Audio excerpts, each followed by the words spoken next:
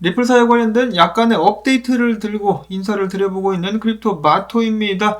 자, 빵형이 다보스 2022년도 세계경제 포럼에 초청이 돼가지고 거기에 참여를 하고 있습니다.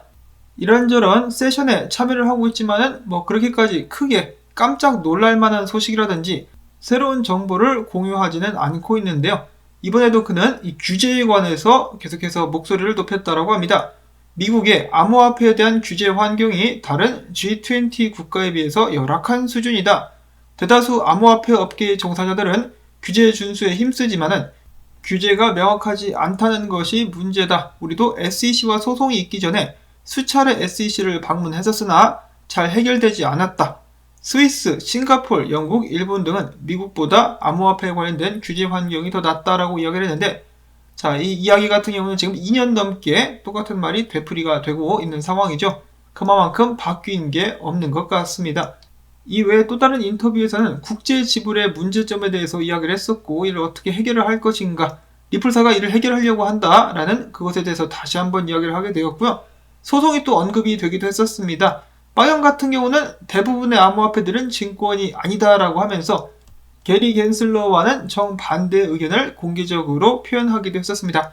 게리 겐슬러 같은 경우는 얼마 전에 대부분의 암호화폐들은 증권이다라는 발언을 공개적으로 하기도 했었죠. 자, 그 다음에 빵형은 또 이렇게 이야기를 하기도 했었다라고 하는데요. 대부분의 암호화폐들이 사라질 것이라는 의견은 변함이 없지만은 암호화폐 산업은 사라지지 않을 것이다. 내가 크리스틴 르갈드 전 IMF 총재이자 현 유로피언 중앙은행 총재와 이야기를 개인적으로 해봤는데 그 역시 이 산업이 사라지지 않을 것이다라는 것에 대해서 동의를 했다라고 합니다. 자, 그리고 추가적으로 빵형보다는 제레미 얼레어 서클의 CEO죠. 서클은 USDC 발행사인데 이 제레미 얼레어의 발언이 오히려 더 주목을 받고 있다라고 하는데요. 제레미 얼레어 같은 경우는 해당 포럼에서 디지털 캐시 중요성에 대해서 이야기를 하며 USDC의 중요성, 상호 운용성, 당사자들 간의 거래 등등에 대해서 계속해서 강조를 하며 이렇게 덧붙였다라고 합니다.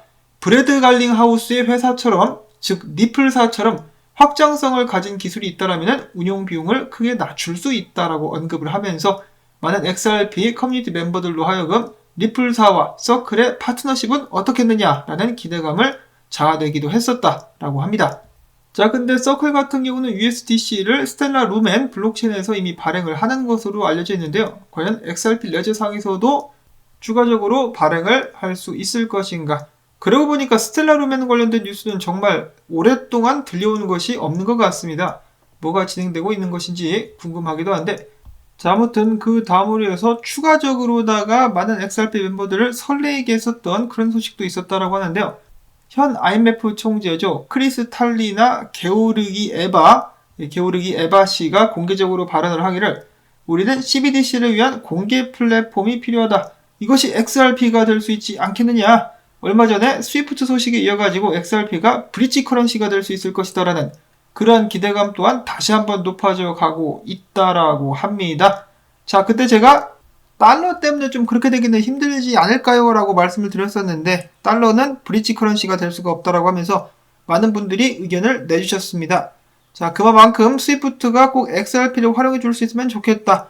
IMF가 제 XRP 레저를 밀어줄 수 있으면 좋겠다라는 바람을 가져보기는 하는데요. 일단은 두고 봐야 되겠죠. 저도 그런 식의 뉴스, 설레이는 희망 회로를 지난 몇 년간 전해왔었기 때문에 함부로 저는 더 이상 말씀을 드리지는 않도록 하겠습니다.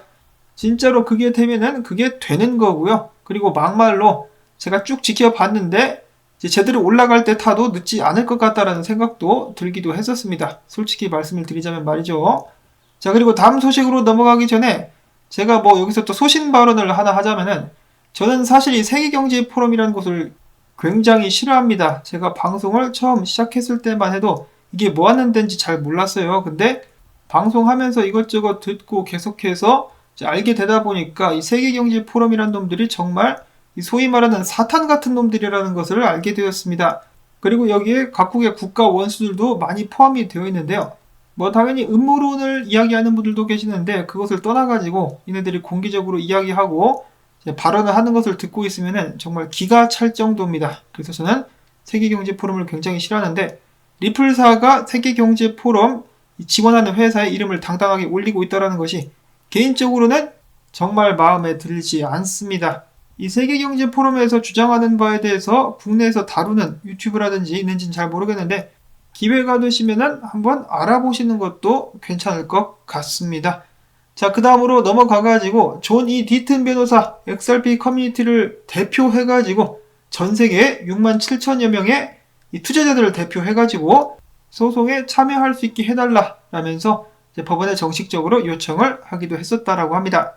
자, 이거 법원에서 전에 승인이 난 것으로 알고 있는데 정확한 업데이트를 계속해서 기다려 보도록 하겠고요. 다음으로는 월스트리트 저널 오피니언에서 리플사와 SEC 소송에 관련된 기사를 냈다라고 합니다. 그 안에 다음과 같은 부분이 실려 있었다라고 하는데요. 자, SEC 같은 경우는 패소에 대한 경험이 전무하다.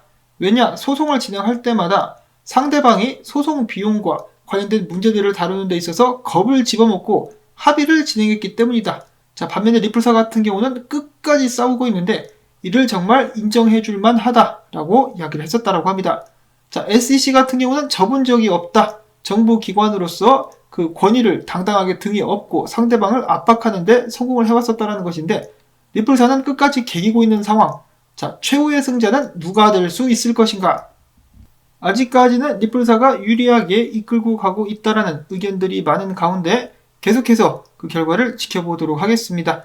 오늘 나온 정보들이 여러분들께 도움되셨다면 토마토밭 물주기, 광고 영상 한 편만이라도 재생시켜주기, 그리고 좋아요 눌러주기 부탁을 꼭꼭 드리면서 저는 다음에 새로운 소식 가지고 인사를 드리도록 하겠습니다. 안녕히 계십시오.